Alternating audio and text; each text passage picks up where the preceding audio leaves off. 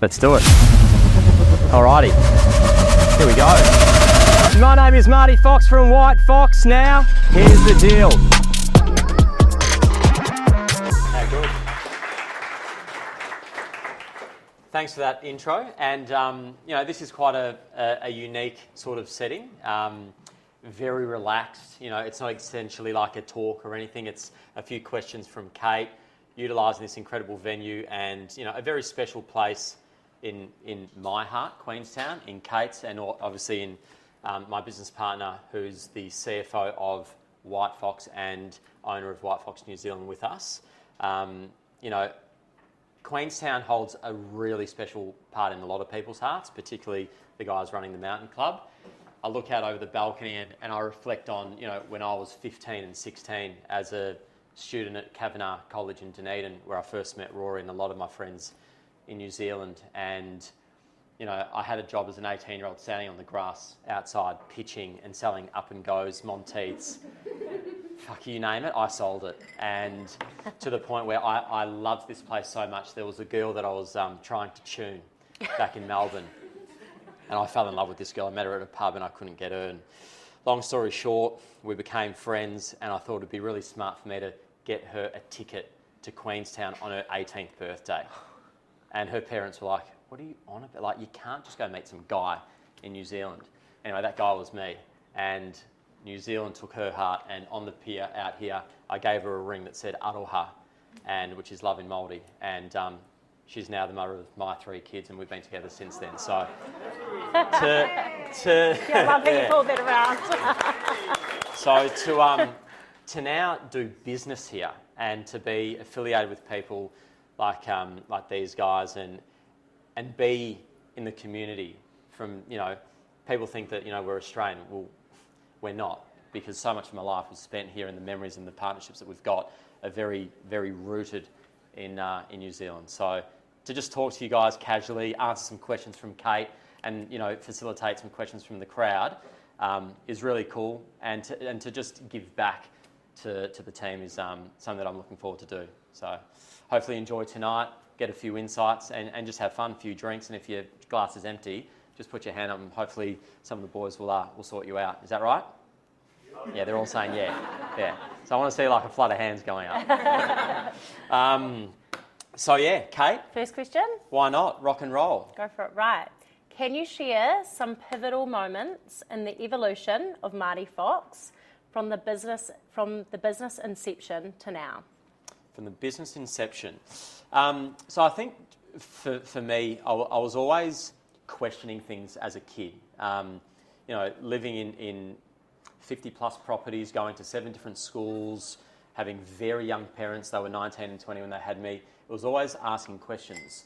And when I left Dunedin, it was the GFC. So I was unable to get a role in an accounting firm. I couldn't get, no one was giving out you know, scholarships or anything. So I fell into real estate like most people in real estate. Who in here is in real estate? Is it the majority? Okay, sweet. I don't think you wake up and leave school and go, okay, I want to be a real estate agent. I think that's very few and far between. And when I got into real estate, I saw how archaic a lot of the things were. So I would have been 21 at the time and questioned a lot about what people were doing, why things weren't digital. The iPad came out, people were still writing things down. So I innovated a lot from the very beginning. At 21, actually invented the first ever open for inspection software in Australia and trialled it with a lot of top agents from, you know, Marshall White, Jealous Craig, Kane Burton, and about 9 months later ended up selling it at just after my 22nd birthday to the Institute of Australia. And they paid just under $1 million for it. So at a young age, I was able to execute that first sort of transaction, which for me settled a lot of my insecurities growing up, not having, you know, any wealth, parents never buying property. And for me, my biggest driver was I just want to be able to buy a home because we were evicted all the time. And that was the benefit through doing that transaction, was that as soon as that deal went through, I went and bought property. And that's how my wife and I, at the time, got into flipping.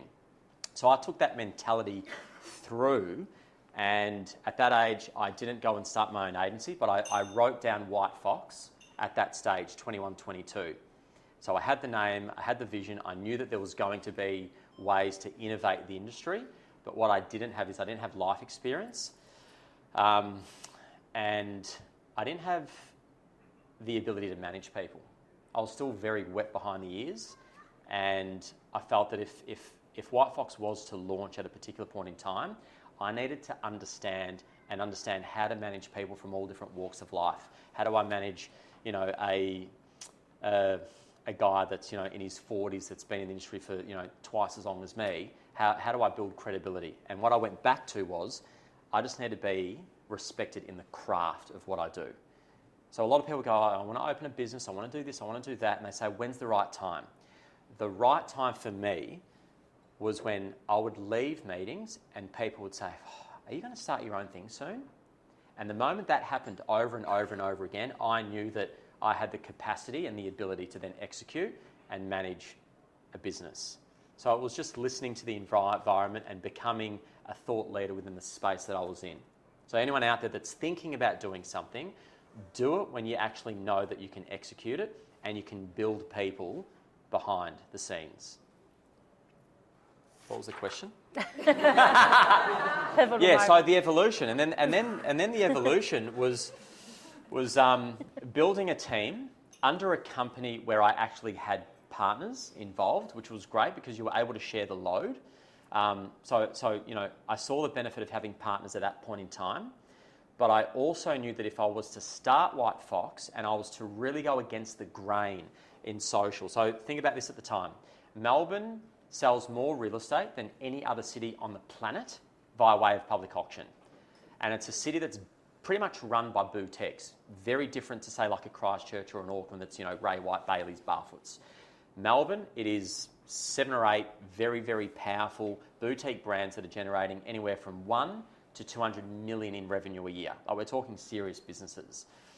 But what I saw at that point in time at 21, but it took me until 29 to have the self-belief to be able to do it, was that these businesses were very conservative, very suit and tie. None of them had a social media presence.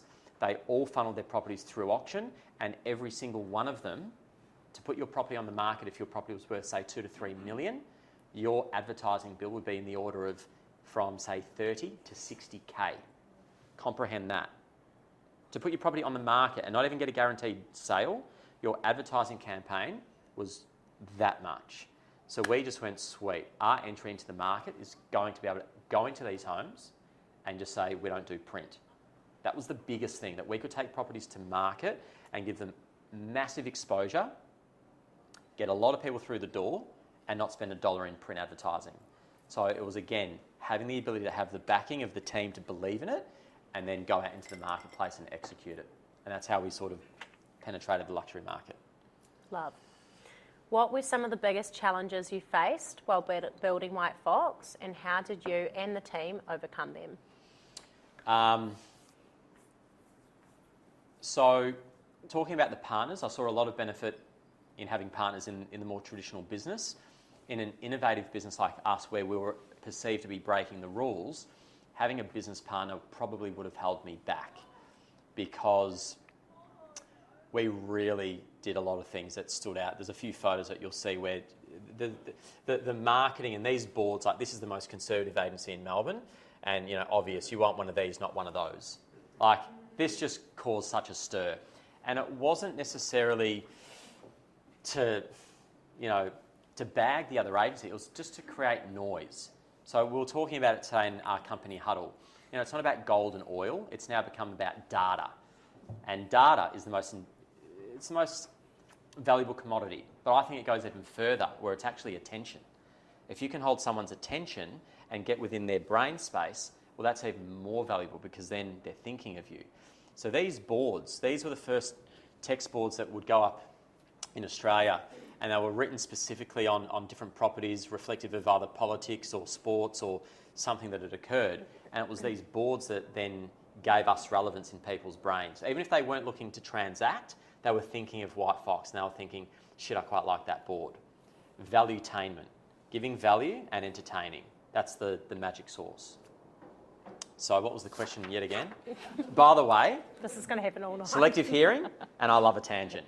So the Q&A will be good. So the challenges. So with doing this, the challenges are that you become a maverick. You become a brand that people then love behind the scenes, but in front of crowds and in front of people, in front of their own teams, they really bring it down. So it goes back to that whole mentality of negativity and how do you overcome negativity and people trying to bring you down, people trying to say you're doing it wrong.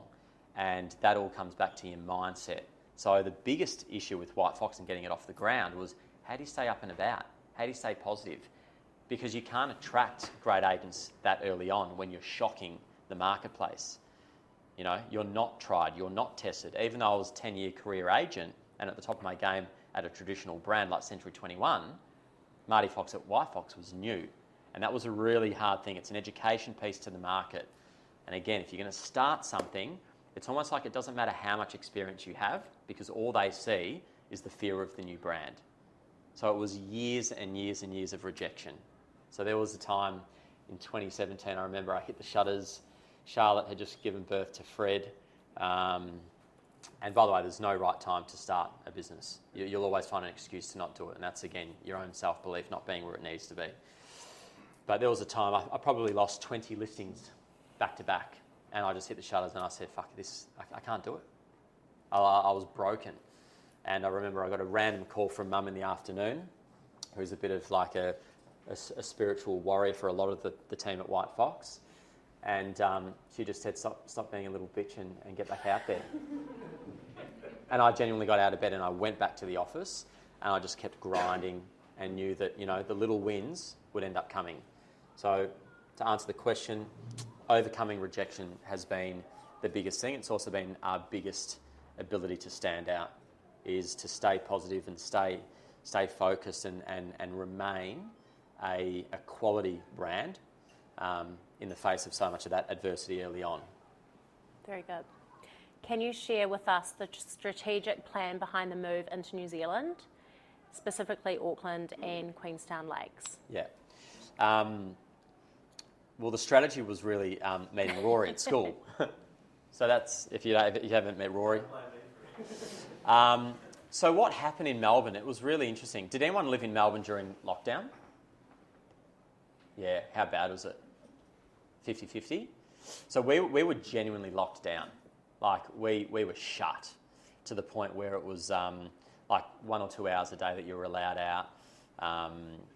And real estate was kaput. And you couldn't do a thing. And I was sitting at home one night drinking a bottle of wine in front of the fire, and I knew that Rory was a pretty smart dude from school. So I FaceTimed him, and he was in the UK, and I said, hey, you know, how's COVID in London? And he goes, mate, it's pretty bad. I'm going to be coming home soon. I thought, ooh, this could be good. And the government started talking about, you know, giving out grants and propping the business up, giving money, and that sort of put alarm bells on me. I thought, shit, well, if they're going to be giving us money, there's going to be some sort of recourse to it. We probably need like a CFO. So our revenue at the time would not have reflected needing an in-house CA. But reading the play and being street smart was, okay, we actually need someone that knows exactly what to do with money. So I said to Rory, I said, mate, is there any chance that we could have a chat? I think it's probably time that we look at bringing a chartered accountant and appointing a CFO, because things are going to go crazy. I've got this feeling. And he said at the time, look, interesting timing, because another one of our mates from school in Dunedin wants me to be the CFO of his brand in Auckland called Good For. Good For? Yeah. Anyone know Good For? Yeah. So I was like, fucking hell, competing with Devo again. Here we go. So we both were pitching for Rory's assistance, and I won. I was pretty happy about that. I was always the salesman. Devo wasn't. And I knew that he had a real estate background because he actually owned from afar a property management company in Dunedin that him and his mum got off the ground. So, strategic plan. So the key was bringing him on board, but he said, if I come on board, and this is what I loved about Rory, because everyone wants that immediate gratification. They give unrealistic goals. Oh, I'll come to your business if I can be a director in 12 months' time. It's like, I don't even know you. You know, you can put up a facade for 12 months, but after 3 years you can't. lucky I'd known Rory, but Rory said, if we can hit certain targets, if I come to White Fox, then we've got to unlock the ability to take the brand to New Zealand, because that's where my roots are. That's where my family, that's where I want to end up being. So he promised to come on board for 2 years in Melbourne. When the borders opened, he was able to get across, and that was really the strategy behind it, seeing that Melbourne was a fairly conservative market where we opened up in Toorak and Brighton and Albert Park. They're the three most expensive suburbs. There's more billionaires in Toorak than there is in any other suburb in Australia. Albert Park's the highest square metre rate in Australia at 25,000 a square metre per parcel of land, and I plonked 2 offices in those really hectic, tidy, suburbs to shake it. And we knew that New Zealand was ultra conservative. So we thought, bless you, if we can crack a conservative market in Melbourne, then I'm pretty sure that we can come over here and crack the conservative market, particularly down south and up in Auckland. So we chose strategically Auckland and Queenstown. You had a huge part in this, because what actually happened was I spoke at the REINZ conference in Auckland, and then came down south, met, would have been 15, 20 people to try and get White Fox Queenstown off the ground, and I did not connect with one of them. Genuinely, just gut was off the whole time. And then Rory calls me, I think my flight was probably in about an hour or two, had to be at the airport, and he goes, Marty, I need you to meet this girl, Kate Fairmaid. And I said, fucking no way am I meeting one more person, because remember that rejection from 2017 and how I went home? I had not had that same feeling until the end of that Queenstown trip. I was genuinely broken. How I met so many people and didn't get it. And then he finally convinced me, and I was like, sweet, I'll meet Kate. Thanks to Louise Denton. Louise, who's in the room. Thanks. Where is Louise? Oh my God. So good to see you. Oh, fuck that, I'm giving you a cuddle. Oh, Louise. Oh, if it wasn't for Louise, we wouldn't have Kate Fairmaid. Oh, thank you. And then we met. Kate had a bowl of olives on arrival and a gin and tonic, and it was just fireworks straight away. Within 15 minutes, I had the 2 kids at the time, down at ICAR. No, it was 3. Was it? Bonnie had just been born. Really? Yeah, she was in the pram. You're joking? No. Fuck. 3 kids, mum My and a God. wife. Mum and wife. I called them, I was like, guys, don't worry about the fucking bags. Get down here, forget the Airbnb. You've got to meet this girl, Kate Fairmaid. She's unbelievable. And then they all came down, and it was honestly like within 15 minutes, you were just part of the family. So again, a lot of White Fox is gut feel and energy, and it just clicked. And then got on the aeroplane, and we put the deal together. And it was just very lucky. A little bit of luck along the way. And New Zealand was certainly the catalyst for our growth in other markets into Australia. Yeah, so what's interesting about that is I got a call around September of last year from a very reputable agent in WA. And we were in the office at the time when the call came through. And he said, hey, Marty, would you consider doing White Fox in Perth? I've seen what you've done in New Zealand, really blown away. Proves that the brand can work without yourself in it. We're ready to rock and roll. And I said, absolutely not. Sorry, mate. It's like my worst nightmare. Never been to Perth, don't know anything about it, got no connection, too far away. And he was like, okay. But that's genuine, I just didn't want to do it. And then he peppered me for about a week. And he was so convincing that we ended up getting on an aeroplane, flying over to see him, and the same thing happened. We just connected, and he said, Marty, I've got so many agents that respect what I've done. I'm such a hard worker. I've got roots in sports, in footy, in golfing. I'm born and bred here. I can build a team, and I can guarantee that within 2 years, this office could do 10 million in revenue. I've got no doubt about it. And I said, really? And he goes, this guy's a freak. He's a scratch golfer. He's 6'4". He told me a story how he was doing a charity corporate boxing match, and the guy pulled out. They replaced him with a pro boxer. He knocks the pro boxer out. The guy doesn't even fight. Oh so this guy's just, if he says it's happening, it's happening. And it's exactly what he's done. And he would not have done that had he not seen Kate launch WhiteFox here. Off the back of Perth, the same thing happened in Adelaide. A top performer did that. Off the back of Adelaide, someone's done that with Brisbane and Gold Coast. So the catalyst for WhiteFox going from a very, humble, innovative market, a small brand doing, under 10 million in revenue, has then opened it up to what I believe to be, $100 million annual business in the next 24 to 36 months, which is crazy, and it stemmed from Kate. Cheers, Kate. Not really. And you've noticed, the question might be there, but I'll just talk around Yeah. it. And if you've got a question, feel free to write it down, and I'll answer that as well, or we'll do it at the end. We'll do a Q&A at the end, for sure.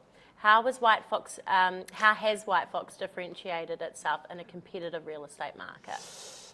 So the whole idea was looking at what the market was doing, and this is where you need to do a SWOT analysis on everything that you do, whether it be releasing a product, bringing a new service into a marketplace, understanding what gives you the ability to grab that attention. So we saw suit and tie, we saw heavy print media, expensive road to market for luxury property. We saw a boys club, so we've got 60% female mix in WhiteFox globally, 60% female, 40% male. We really back our female leaders, and we give opportunity without seeing any prerequisites. We actually believe in giving them not just them, as in everyone that we've got, the chance to succeed without actually seeing. An example would be today, Jessie Jones running a huddle for the company. That's something that the sales directors and the managers do, and we thought, let's throw this opportunity to Jessie to fly over and run a company huddle today in Queenstown. The guy's got bronchitis, he's in bed right now, he can't even be here, but he fronted for that, which is respect. Question. So, analysing where the opportunity was, and at the point in time, the market had, in 2017, a 60% auction clearance rate. And remember what I said about Melbourne being the biggest auction capital on the planet? So our theory at the time of launching was, and we marketed this very heavily, was that we banned auctions. So we marketed that you could come to us and not be forced to go to auction because the probability of failure was too high, 40%. So what we did is we actually did the opposite, because in Melbourne, the theory was quote it low, watch it go. Why would you quote it low and watch it go if you haven't got the bidders throwing their hands up? So what would happen is the agents would run an auction, it would fail, that would condition the vendor, bring their price down, and then they'd sell it under duress. I didn't understand that theory. I thought that doesn't make any sense. So we did the opposite. We overvalued the property. We actually put 10% on the vendor's reserve, put it as a private sale. Everyone hates an auction. They really do. They don't like the game. And we upped the value of the asset, said to the client, we're going to protect it, we're going to increase its value, and when they come in and offer a price that's lower, the chances are it's probably going to come not far off market value, and then we'll end up negotiating up. And that process helped us win a lot of business that were failed campaigns. So, again, with expansion, you learn from your successes. Coming into New Zealand, the market was broken. So what did? We thought, well, what happened in 2017? We sold a lot of unsuccessful campaigns. Best way to enter a market is to fix the problems of unhappy existing clients of other brands or other companies. In any business, that's what you should do. Example, I've had a sore throat for 2 years, right? I've not been able to project my voice. I've lost my power. I call an auction, I'm in agony. I'm talking now, I'm struggling. It's putting pressure on my head because I've got to project. It doesn't feel right. I've had a throat surgeon tell me that it's really nothing. I have a little lump on my vocal cord. It's just from overuse, like singers get it. And for 2 years, I'm like, fuck, really? And he's like, have Gaviscon, have this, have that. And I'm thinking, fuck, Gaviscon? Every day? Anyway, what did I do? A couple of weeks ago, I thought, nah, fuck, I'm not buying this any longer. So I go to a different throat surgeon. Turns out my left vocal cord is paralysed from COVID. Crazy. So having the ability to see and get it fixed is the exact same as our clients in entering new markets that haven't been fixed. The biggest way to get in is to fix those existing clients that can't find closure. And then you get raving fans, and it's the raving fans that give you the word of mouth. That's the key. Love. How have you seen the Vocal cord. That was a segue. How have you seen the market react to White Fox's entry? Say that again. How have you seen the market react to White Fox's entry? Like every market, it's hard. It's not easy. Doing business in new cities is not easy at all. And I think, again, you go back to like the times of struggle. Removing key person risk was a big one for us. You know, that was a moment 2.5 years ago where Rory said, you've got to get off the tools, you've got to stop listing and selling, even though I was one of the biggest performers in a state like Melbourne, in a state like Victoria. But you get backlash, you get people that then leave the business. So entering a new market, you go back to the challenges of, well, how do we even retain a presence in a strong market when I decided to effectively retire at 34? Like, that's obscene. And I lost a lot of team members. I probably had 7 people leave the company because they joined to work with me. That, I think, is the hardest. Entering a new market, I now see is quite easy because I essentially put a landmine in our existing market by trialling getting off the tools. And that's the biggest thing with growth, because Rory actually pulled me aside. We went for a walk around the South Melbourne market and he said, mate, in all honesty, I don't want to be the CFO of Marty Fox. I actually want to be the CFO of a big global brand. So unless you stop selling and lining your own pockets, you need to step back, feel a bit of pain, and if you succeed in management and leadership, you'll grow this company. Huge risk. Huge. And it's also why so many people don't do it, because you've got to be prepared to lose a lot of money. You effectively have to stop working to build up the people around you, invest in people like Kate Fairmaid, invest in people like Ryan Smith in Perth, invest in giving people a role and coaching them so that they, over time, climb up. So entering a new market, I now see is, yes, it's got its issues and it's got its challenges but that's all fun. If you're not solving problems, well, what are you doing? It can't all be rainbows. Business is hard. Being a parent is hard. Being a loyal husband, wife, whatever, it's hard. You actually have to work at it. The moment you think that you can sit back and chill, it's the moment you lose everything. You lose it all. So entering a market is hard. You've got to do it. But I think pushing and testing yourself as you go will gear you for expansion. How do you maintain a strong company culture at White Fox, and why is it essential to keep it a priority? Culture is a word that gets thrown around massively. Like nearly every company says that they've got great culture, but I think culture is more in the action as opposed to the word. We've got certain things in place that we brought in maybe 3 or 4 years ago. One of the biggest ones is a collective hiring policy. Like, I can't hire anyone in the business. I can identify talent, but then everyone in the business, it's 6 people that normally give the okay. They have the capacity to then go and meet these people and see things that I don't. Like a huge part of our recruitment, and again, business is all about people. If you've got the wrong people, you've got no business. If you've got the right people, you've got a thriving business. When I meet people, I get a certain version of them. Then when my wife interviews them, she gets another version of them. When they meet Kate, they get another. When they see Rory, they get another. So you need all these different brains and different personalities to cross-check the people coming in, because they certainly can't all be Marty Fox. They can't all be Kate Fairmaid. They can't all be Matt Sampson. They have to be themselves, which is the key. So I think for us, the systems that we've got is authenticity. We hire the person for the person, but they genuinely have to go through this process. What people love in the business is that they may not have equity, but they've got ownership of their environment. Really key. Most people's unhappiness can come from a bad working environment, or an environment where they don't have the ability to springboard to another level, or it's too long. Like, we are also impatient now. we're flicking the phone, we're seeing things, we're absorbing so much content, so much information, that right now we are the most impatient we've ever been as a race.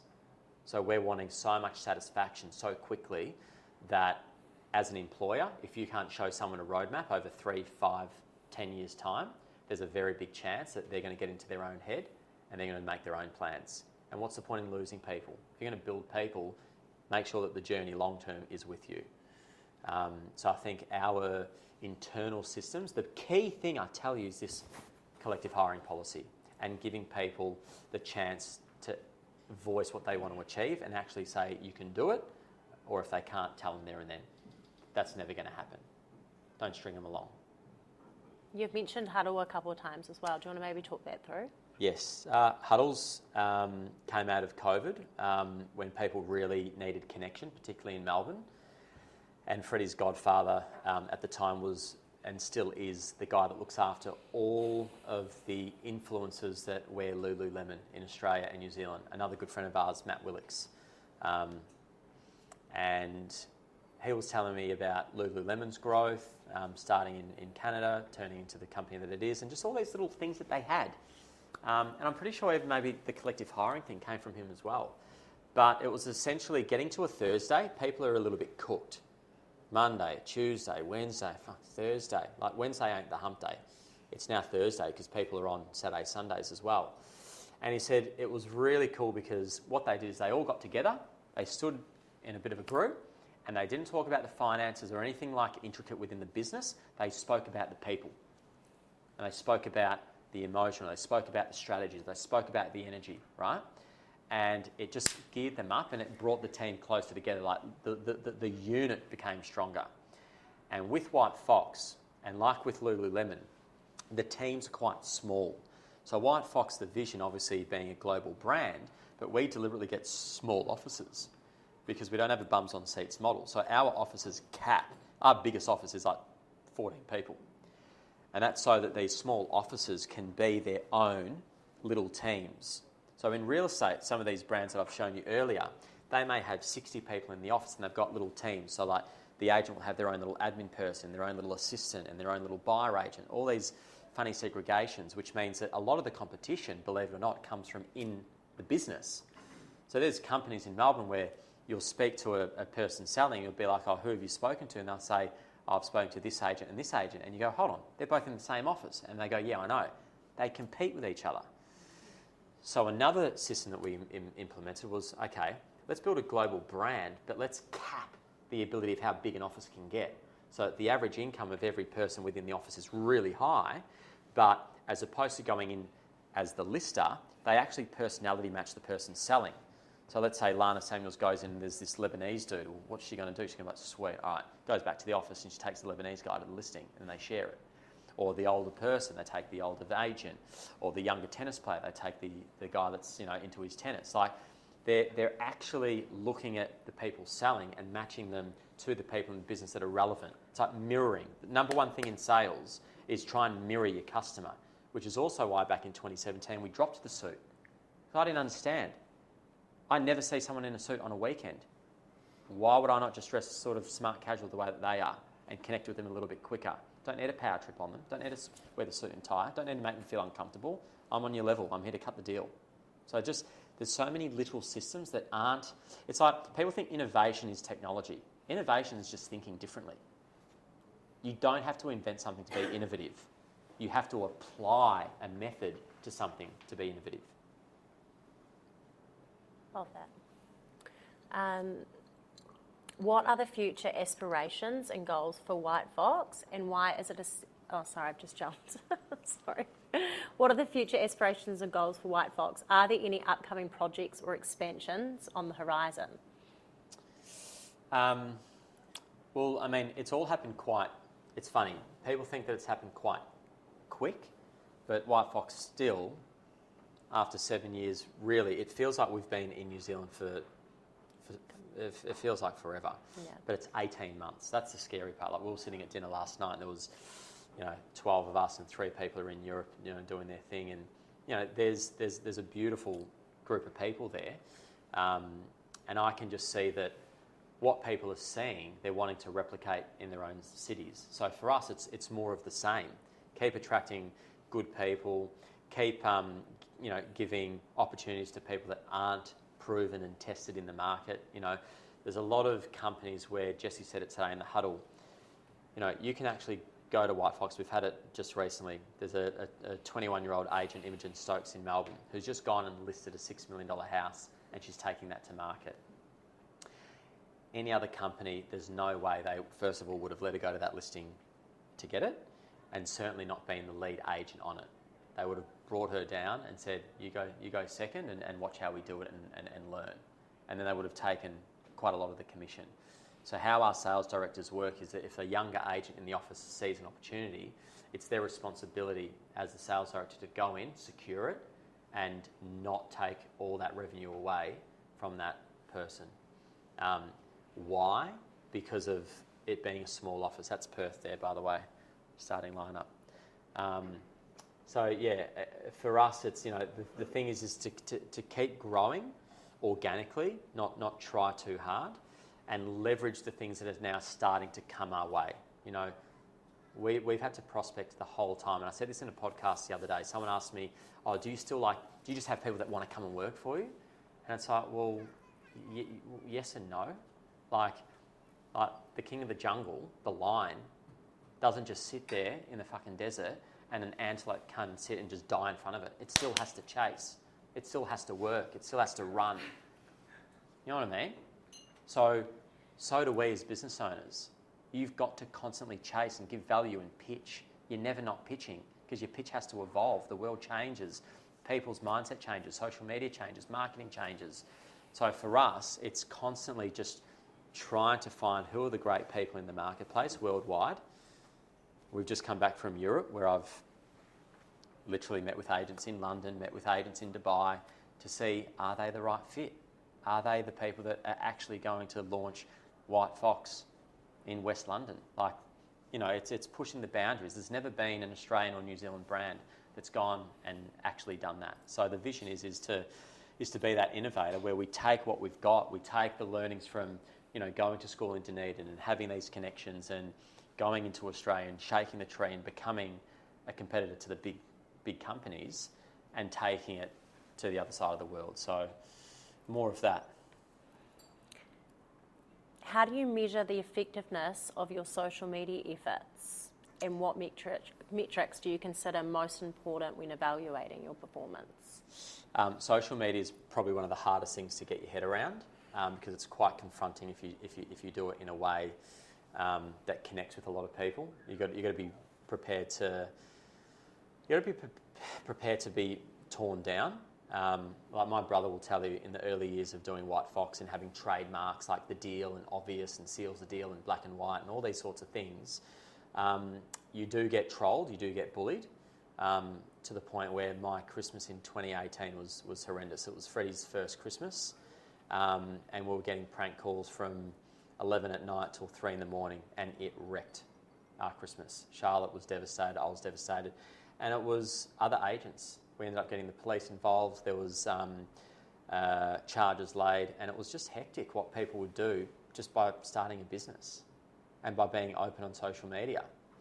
And then it happened again. It happened again about 2 years later where, again, being authentic and putting information out on social media, which was bringing in so much business, also brought in a lot of negativity. And there was like a serious stalker who was like this random dude, 46 years of age, and ended up getting charged as well.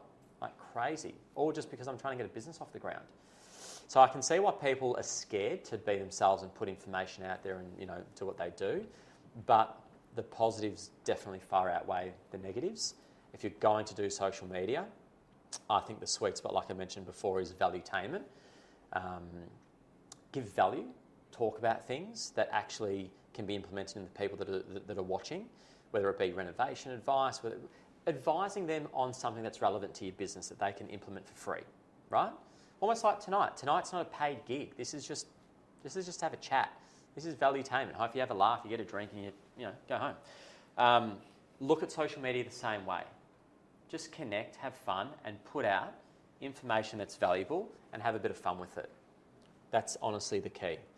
And if you don't want to do it, sweet, don't do it. You don't have to do it. We've got agents in WHITEFOX that just don't do it. All good.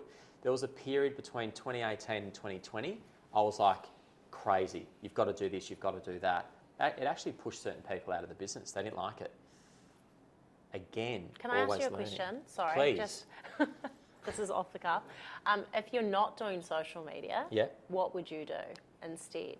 I'd to connect? I'd literally be social. Just remove media. Just get out and about. Just get out there. And I think that's what, I've always done well. I'm just as social as I am an open book online, Share the ups and downs. Don't always be, showing all your wins. Like, that's just crap. I've had a lot of health issues in the last few years. That's all gone up. I've connected with people that have gone through similar things, and you just... It can't be all positive, because life isn't positive. It's like life's like that, business is like that, your relationships are like that, your team members are like that. Life's full of curveballs. So if you're going to do it, put it out there. And what you'll find is that that's actually the best engagement that you get. You said, how do we measure social media? Social media is all about content creation, but then making sure that it's going to the right people. Social media is not free anymore. Social media is paid. So you need the right people in the background that can grab your content and then make sure that it lands in the right pockets. I don't know about you, but I know that every time I go to the toilet and I sit down, I open that. Right? The moment I wake up, half the time I go to the toilet to do a wee in the morning and one eye's blurry, because for 5 minutes I've been like that, because one's still on the pillow, right? When I go to bed, before I sleep, I have a little scroll. It's bizarre. People say, oh, you shouldn't do it. I actually like it. I like it. It is what it is. It's research. It's sort of like, people always bag social media, but it's like, well, do they tell you to stop reading a book? My wife always says, oh, you're spending too much time on the screen. Well, if I was an architect, would I not be looking at a screen all day long for 12 hours doing plans? It's the same thing. I get to talk to people. So it's all perspective and how you look at it.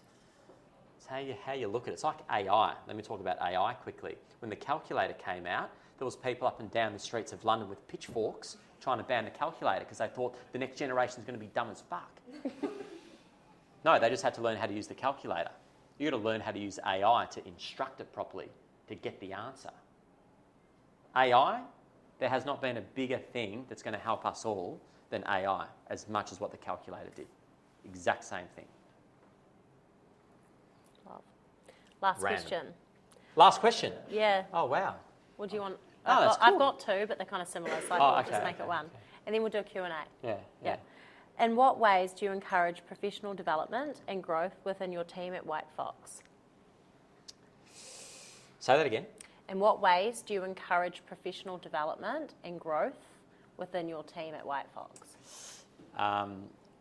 I think that what we've got is we've got a lot of people that are willing to test themselves and to put themselves in uncomfortable situations. I think that's the key, is that, like yourself, you were willing to launch a brand into a marketplace. I'll never forget, Kate would call me and she'd say, but Marty, how do I be luxury? Kate, you are luxury. Look at you. Look at the way you speak. Look at the way you're educated. Look at your upbringing. Look at your father. Look at your whole persona. Luxury is a feeling. You can walk into Volkswagen and buy a car and be treated beautifully, right? And then you can walk into Bentley and be treated like a piece of shit and leave. One's a luxury brand, one's not. Which one actually makes you feel good? How you're treated. So luxury is actually not tangible. So a lot of, with WHITEFOX, is a lot of it is in the feeling. Allowing Jesse to come in and have that feeling where, he's laying in bed with, feeling sick as a dog, but he'd feel like he grew today. At the end of the day, you speak to so many people, like I was speaking to Shane earlier about this billionaire business partner of his and how he rocked up to a property and was painting it and rolling it and getting back to basics. People just want growth. Because if you're not growing, you're dying. So it doesn't matter how many cars there are or how many staff you've got, how many offices you've got. If you're not growing and you get complacent, that's when you start to go backwards. So to answer the question for us, it's like, well, what does everyone want to achieve? Because my success is going to be totally different to Kate's, totally different to Rory's, totally different to Matt's. And that's why today, when we actually wrote down where we all wanted to be in 5 years' time, they were all so different. Kind of like another exercise we did, if anyone's got multiple staff members here, we all wrote down what was your elevator pitch for if you would have been in an elevator and someone said, oh, tell me about White Fox.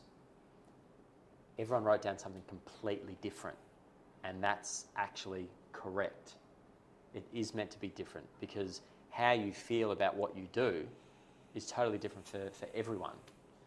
So in terms of encouraging people and development, it goes back to being yourself, being comfortable in your skin, being prepared to cop a bit of flack by not having to be like someone else that you think you need to be. Because if you just say and do what you think is right, you're actually going to get the better outcome. Guess what? You might lose the client. But guess what? If you had got them, probably would have been the fucking worst relationship ever.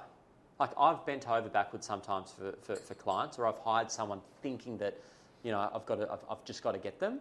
Disaster. Absolute shit show.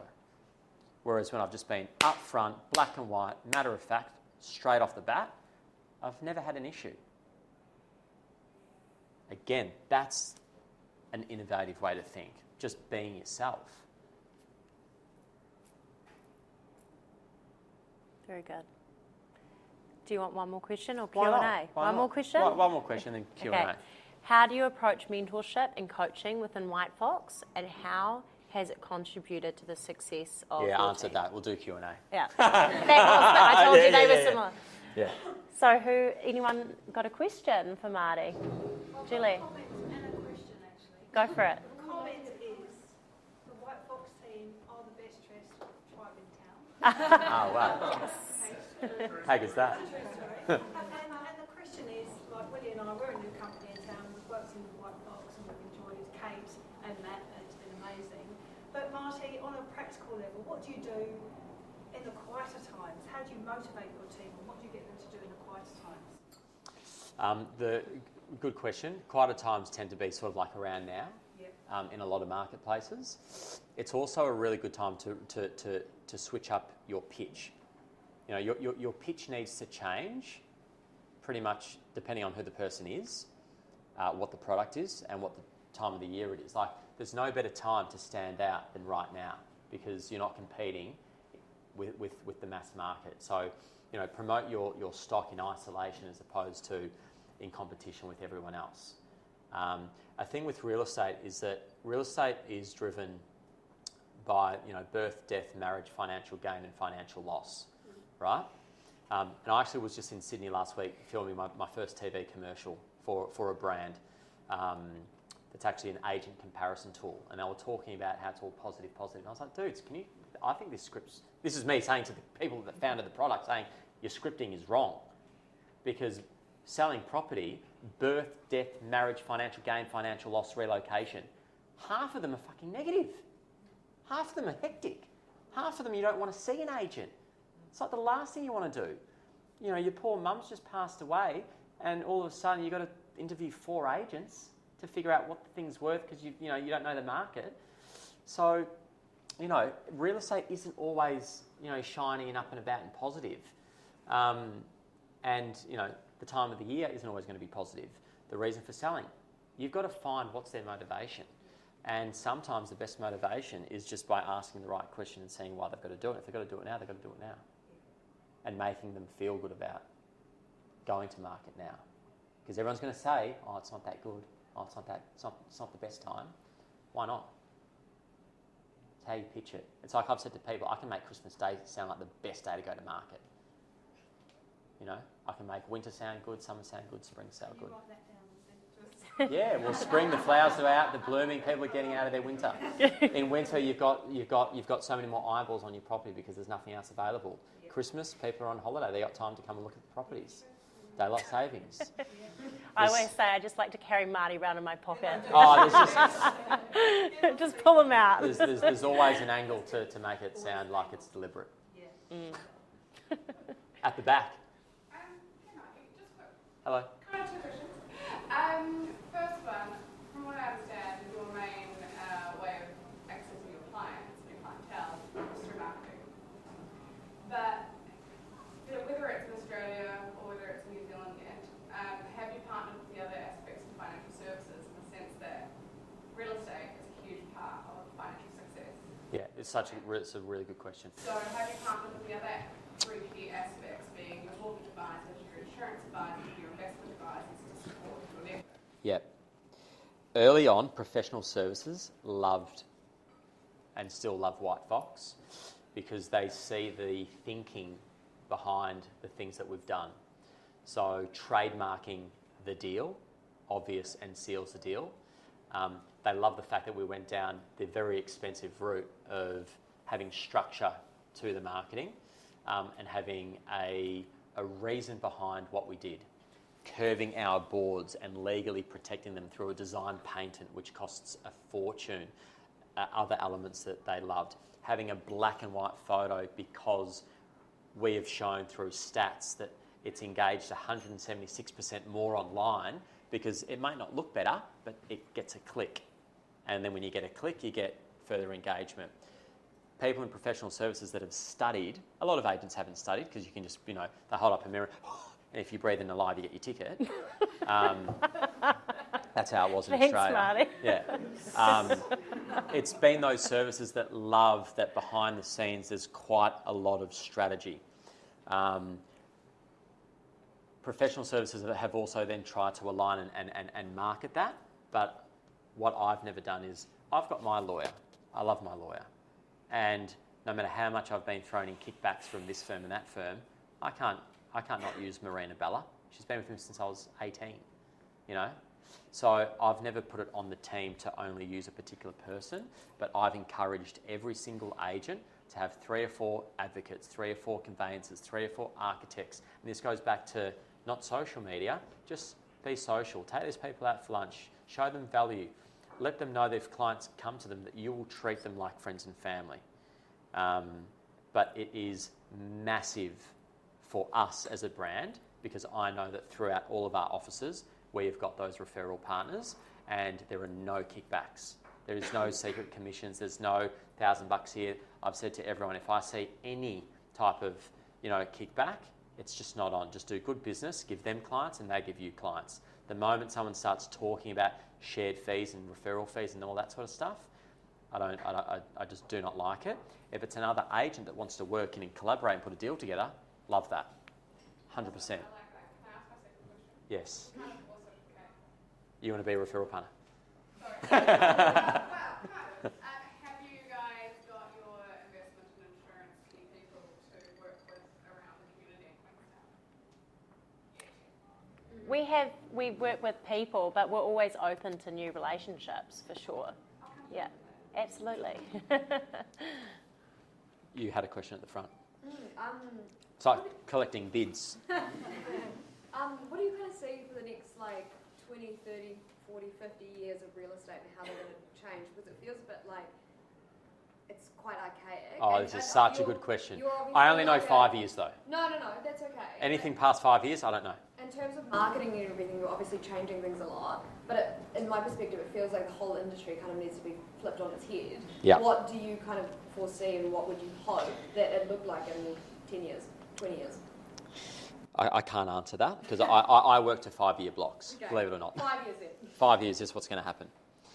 We're at the end of Web 2.0, right? So Web 1.0 was like dial-up, jumping on LimeWire, downloading a Nelly track, trying to get a little cheeky photo, waiting for it to print out. Mum calls, fuck! I've got to get the dial back up again.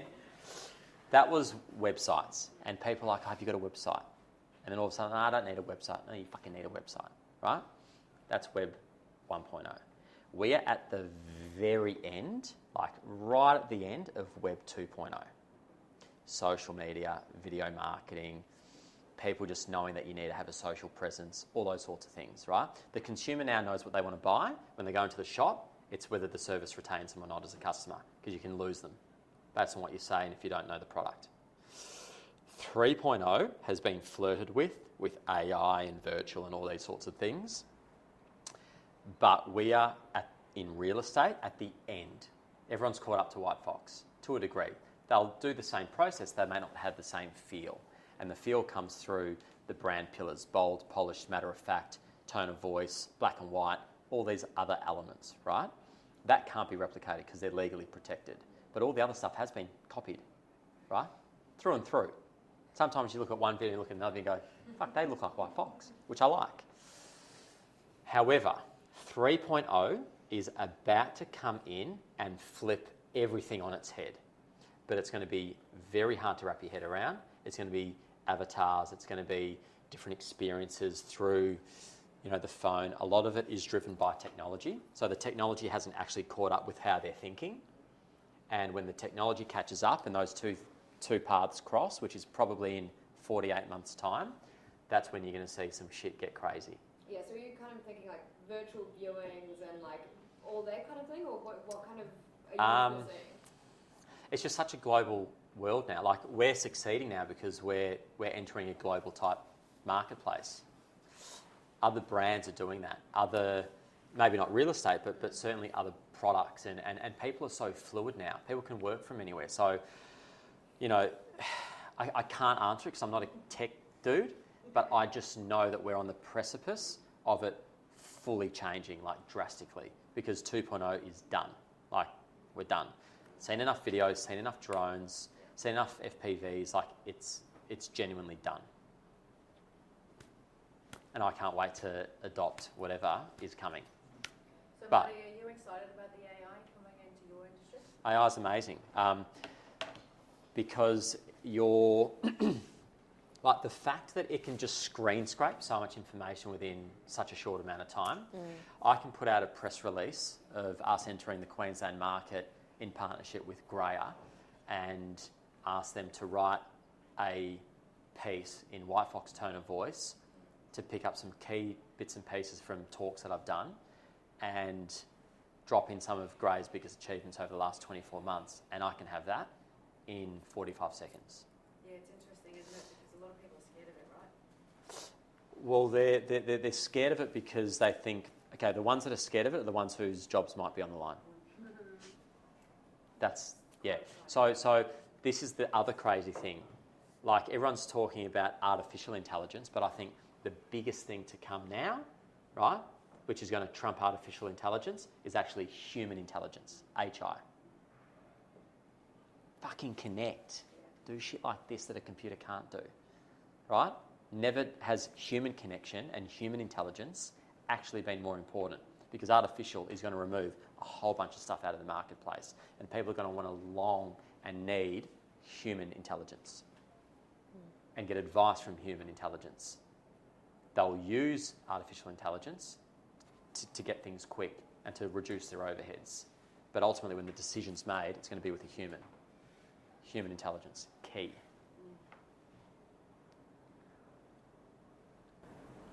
Marty, how did you find that balance, being a top performing agent, to find the time to build the brand, build the team, build WHITEFOX, while still running at such a high performing? When you're high performing, so what's interesting is we've just recently started hiring people at the top of their game. And I've asked them, why now? And they're, say, between 25 and 35 predominantly. That's the vast majority of them. Or they're 45 plus and being business owners, and they've got another 10 years, and they actually said that we would never work for anyone else other than WHITEFOX, which is pretty cool. But that gap of people in that 25 to 35 have said, I'm now coming on because I actually started following you when I entered the industry.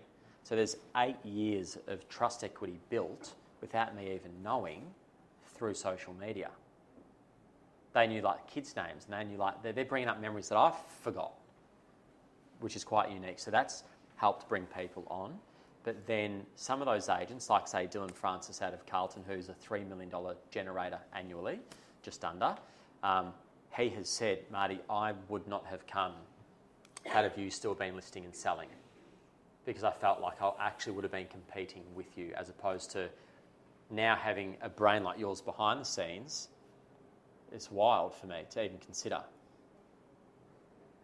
The youngest CEO of a real estate brand who still knows what to do hasn't been done in Australia, which again is innovation, because it's pretty hard to walk away from money. The year that I retired, I was still generating $3 million in fees annually. When you own the business, you retain 100% of that, maybe 90% because you put someone on a file and give them 10%. So to not generate that revenue and just sit back and go full cold turkey, cut at the knees, I lost staff, I lost clients. I got a call, say, 48 hours later from someone saying, Marty, can you come to my house? And I said, sorry, I can't. That's pretty confusing. What do you mean? I'm actually stepping back from listing and selling. What do you mean? You're 34. I need, you've sold 8 properties for me. I need you to sell. No, I can't. Like, you lose customers. They think that you're above them. It's actually the opposite. No. I'm trying to build my business now. I actually need to do this. Otherwise, I've got key person risk, and I'm fucked if I get hit by a bus in 4 years' time, if I keep tracking the way that I'm tracking. You're going to get to a point where you go, what am I doing? Because it can't all sit on your shoulders. As your kids get older, as things start to happen, you're going to have to make that decision at some point in time, if you want. You know, remember, my vision was to get out of Victoria and to build a global brand. You can't do that if you're still generating the fees.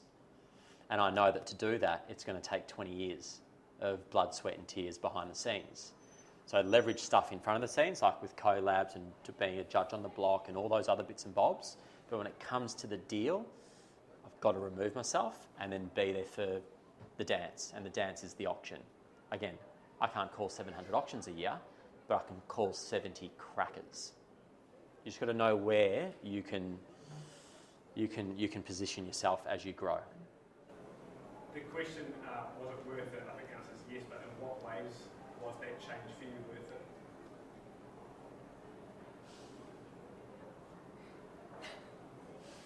it? There's a few. I can hear you thinking. I am thinking. I love responsibility, love being a dad, love being with Charlotte, love looking after my folks, love looking after my team. I love being depended on. Like, I like people saying, I need you. Don't know why. Maybe it's something from when I was growing up. Who knows? But I like responsibility. I perform better when I have to perform. So for me, getting off the tools and then having to drive forward and be the backbone to the people that we've got in the business, for me, gives me a lot of purpose. Obviously, there's a great financial benefit too in growing a business, but the why is that need to be responsible. Like, I've just done my first trip to Europe in 8 years. I haven't had a chance to go to Europe. I would have loved to go to Europe every year, but I haven't. I felt guilty if I had have gone overseas, right, when building. And after 3 weeks in Europe, I missed the meetings. I missed catching up. I missed having a full calendar. And I realised, fuck, this is why billionaires and shit get depressed, because you can only eat so many fucking watermelons and have so many cocktails. It's actually not what it's all cracked out to be. Like, life actually should be meetings and this and that and having timelines and deadlines to do things. For me, I enjoy what I do. So if you enjoy what you do, then it's easy. Another question? Selfishly, last question. At least he's honest. Prick. For me, the assumption is obviously an attraction brand, but what is it that you look for when you're acquiring talent for WHITEFOX, whether it's in an area that Confidence. Love confidence. Got a lot of people in the business that aren't very loud, outspoken, very reserved, but they're confident in themselves. I'm attracted to confident. I was brought up by a very strong Irish woman, and I must be attracted to that type of leader. Yeah, confidence. Self-confidence is key. because you can depend on them. They're reliable. You think of someone that's not very confident, fucking like trying to like hit the bullseye, like they're freaking out. Whereas if they're confident, boom, on. I like confidence. You talked a lot about key person risk and de-risking yourself from the WHITEFOX brand. You've obviously got you're starting to have a lot of offices around Australia and New Zealand. Yep. Do you also think it's a good idea to de-risk your individual offices from the owners of those offices? And is the goal to have your agents in those offices that are owners also selling? Or do you see them in a similar vein to yourself, stepping back into a more management role and being the owner of those? Awesome question. So there's like a capacity limit, right? What I don't like, and I've seen this in New Zealand, I saw it to a degree in Melbourne, but it's very prevalent in New Zealand.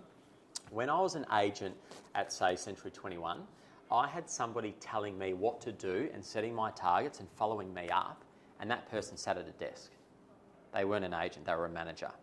And in New Zealand, for some reason, all the from the offices that I've investigated, the sales managers aren't actually on the tools. And I find that really bizarre. And I find that bizarre because I feel like real estate is like sports.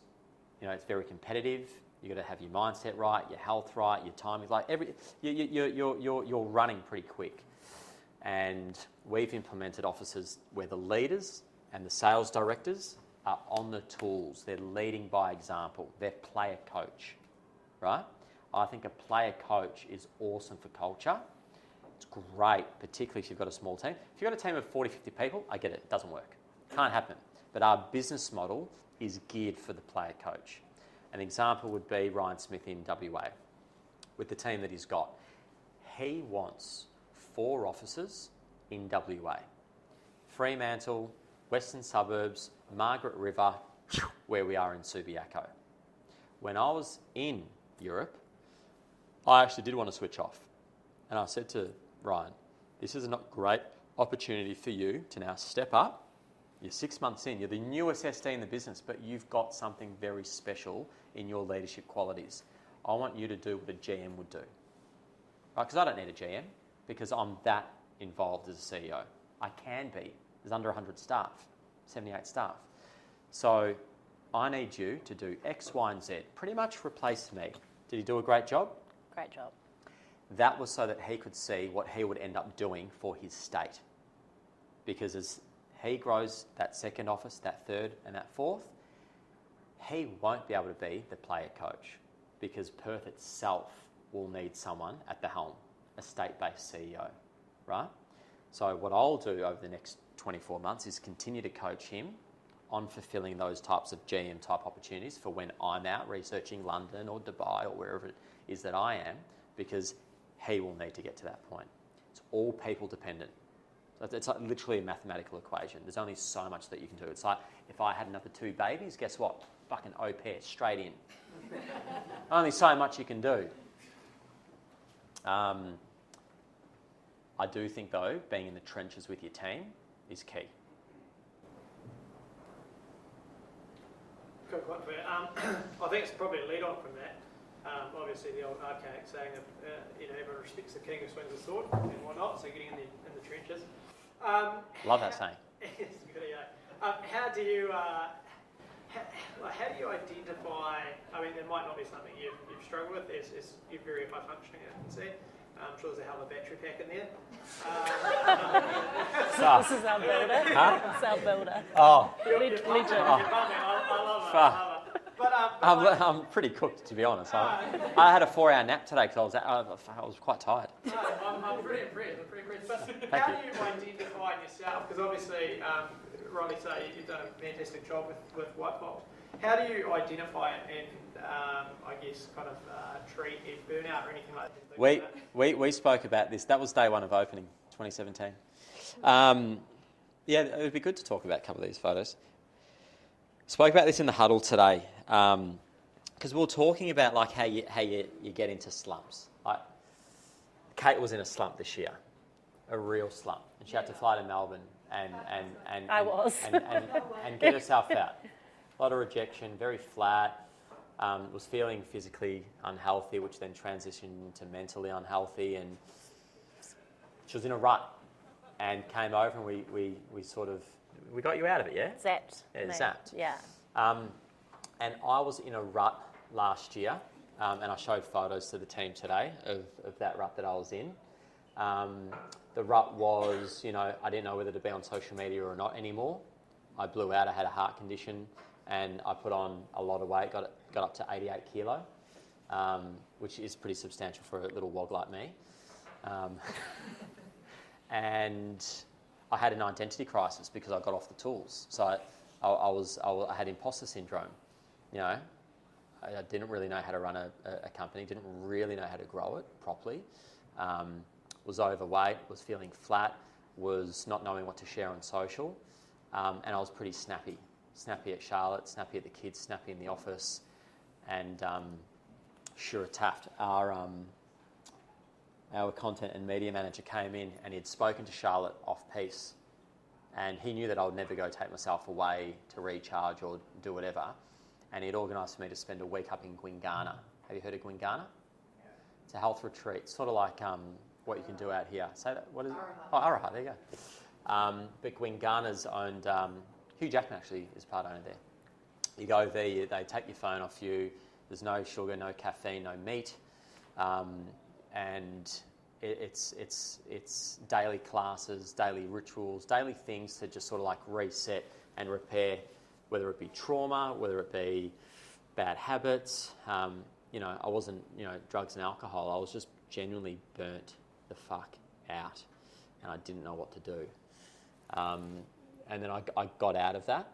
And it's funny because when I went into Gwingana, at the time when I was questioning everything, that's when the Block had reached out and wanted to catch up to talk about becoming a judge, literally on the biggest show for the last 20 years in Australia. Still 2 million viewers every week. And what I learnt from Gwingana is when I came out and then I got onto the Block, and again, the responsibility actually made me level up. I was excited to take on something that was pretty intrusive and very difficult. It's unscripted TV. You don't get any guidance whatsoever. You're meant to be the expert. And since then, I've taken very regular breaks. I do not drink alcohol when I'm at work. I drank in Europe, and it was great. Loved it. But even so, I actually didn't enjoy being flat and my frequency coming down and operating at subpar. It was pretty shit. So to avoid burnout, you need the date nights, you need the babysitters, you need the PT, you need all these things. Like if Stu, Kate's future husband over there,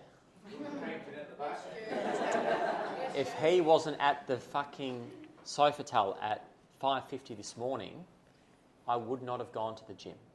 So you need accountability partners. You need people that you lock in, that you either pay for or that love you so much that they're going to be there. Otherwise, you do fall off your own ship. You just do. So I've invested in the right PTs. I've invested in the right food. I get it delivered. I've got date night. I've been away for 4 days. FaceTime Charlotte just before. I said, hey, obviously I'm back tomorrow. Do you want to call the babysitter and just lock it away? And she goes, oh, aren't you going to be too tired? I said, no, fuck it, lock it away. Because then we get to talk and connect. And, if we don't talk tomorrow night, guess what? I'm going to forget half of this shit. And then I'm not going to want to talk about it because I'm going to be on the next thing. So it's like, know what's going to bring you down. If you're fighting with your partner, you're going to be shit. If you're eating bad food, well, you're going to be shit. If you're drinking too much piss, well, you're going to be shit. Drugs, don't fucking, just don't do the stuff that you know might bring you down. And then if you need to switch your brain off, well, you've got to figure out what it is, what's going to do it for you. Is it a date night? Is it a little cuddle at night? Is it a massage? What is it? Find what it is, Funk it up a bit. You've got to find that way to relax as well. Otherwise, you're just fucking psychopath. And one day you just pop. Mm-hmm. I've seen a couple of photos on here that you had a couple of lease signs. I'm a property manager here in Queenstown. Where do you operate, if you do, property management? And Australia. Yeah, we decided to get rid of property management. It wasn't.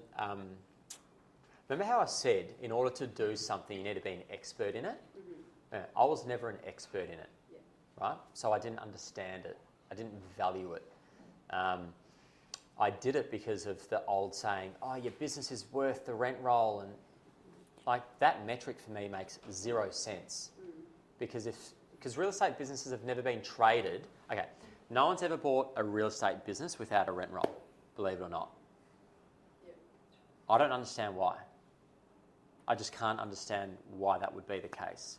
Because essentially, a rental property can just go to another agent immediately. I think if you've got someone signing an employment agreement and they're bringing their career to you, that's actually more valuable than a rental property, some flat around the corner. So my vision changed. I did property management for the wrong reasons. I did it for the financial reasons. That's now been sold off, and we specialise in what we're the best at, which is marketing, property in different price sectors. We're perceived as a luxury brand, but we also sell a lot of stock that's under $1 million under a sub-brand called WHITEFOX Classic. Sits off-piece, not on social media. It's a separate tab on our website. Believe it or not, huge turnover. Unbelievable, bread and butter. And that was an idea, an innovation from an existing staff member that said, hey, why can't we do it? You've got to find a way that you can market it differently. And we did. We called it WHITEFOX Classic, your classic property, right? So with property management, I landed and I built the self-belief that we could sell it and WHITEFOX could be worth something, and a big company maybe one day would invest in a brand like WHITEFOX, because how can you say that a brand or a company doesn't have value when you've got so many processes and procedures and trademarks behind the scenes that can be applied to a bunch of fairly unknowns in a state, and then they generate 10 million in fees? You're telling me that there's no value there. So I question the whole valuation model of property and property companies, and I see us being, used in a research piece one day at a university or at JP Morgan, whoever it might be, that we were the first brand that actually had a very big value attached to it without having that rental department. And had a great relationship with the leading property management business where they live and breathe it and they do it really well. So we refer our listings for property managements out to rental. Sorry, where Queenstown?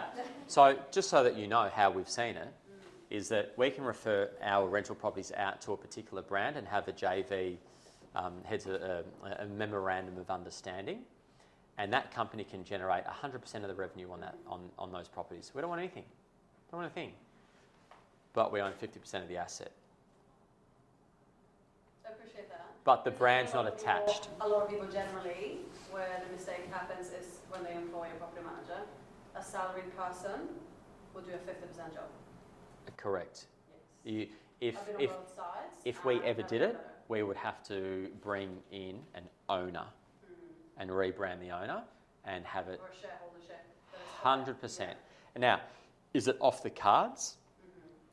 Not necessarily, but the idea of specialising in a particular field and referring out, because there's also so many issues that arise in property management, particularly with when new governments come into place. All the different laws change and there's confusion, and a property manager has honestly in Melbourne like an 18-month average tenure. Probably same here, to be honest. Exactly. So it's just not sticky enough. They're incredibly high paid. You can't get a property manager in Australia for less than 90,000 minimum. Minimum. My wife was a nurse, cardiothoracic nurse at the Alfred. You get your heart fixed, you have your heart transplanted, and she's in there literally keeping you alive, getting 63. Doesn't make sense. So the whole industry in property management is really broken at the moment, particularly in Australia and probably most likely here in New Zealand. I think in Queensland it's the other way around, where you really pay your property managers really low and then you expect them to go for an insurance adjuster on your behalf or a tenancy tribunal, and they've just been to put stand-up butchery and selling tables, I guess. Yeah. The standard is...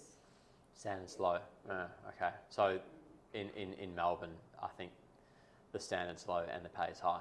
So it's a double whammy. Honestly, you want to make bank? Go to Melbourne. Property management. You've alluded or made it quite clear that the people in your business are really, really important to the success of your growth. And you've said that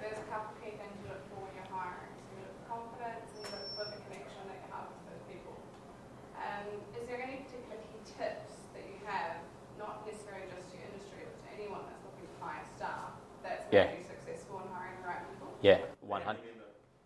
Oh God, there's so many family members in the business. Hank.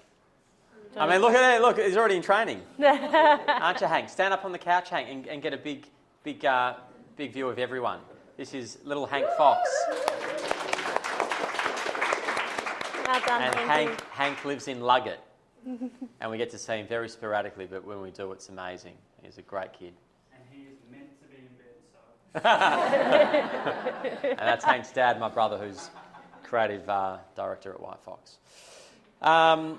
So I rely on my team a lot. I don't have the answers to everything. I'm fucking great at asking questions. And I've had the nickname the Teflon Man because nothing sticks. I like something comes in, I pass it to others because I like to get everyone's opinion. I love seeing what everyone thinks. So whilst I'm very direct in what I say, and if I believe something, I believe it through and through, when I get to that point, I've also consulted so many people. Like, I consult everyone.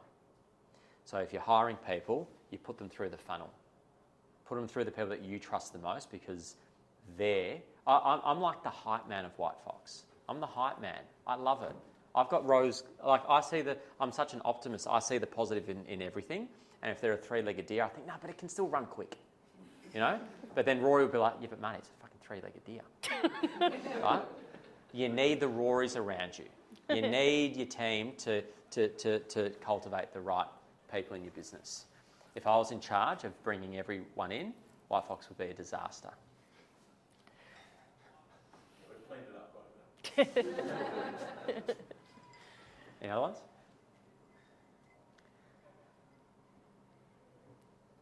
All good. How good's that? Well, thank you for, Thank you. donating some of your time tonight and coming down and listening and having a chat. It's nice to talk to you and hopefully get a chance to mingle and ask a few little questions behind the scenes. But thank you to the Mountain Club. How good. Beautiful people doing great things. And thank you to Kate Fairmay for making it happen. Thank Much you guys appreciated. for coming. Really appreciate it.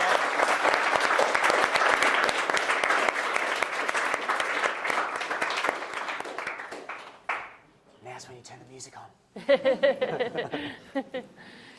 Thank Love. you. Well done. Thank you. Very good. Was that fun? Yeah, I did. Amazing event. Marty did so well, answered every question very detailed, and I think everyone really enjoyed it. I don't know what I said.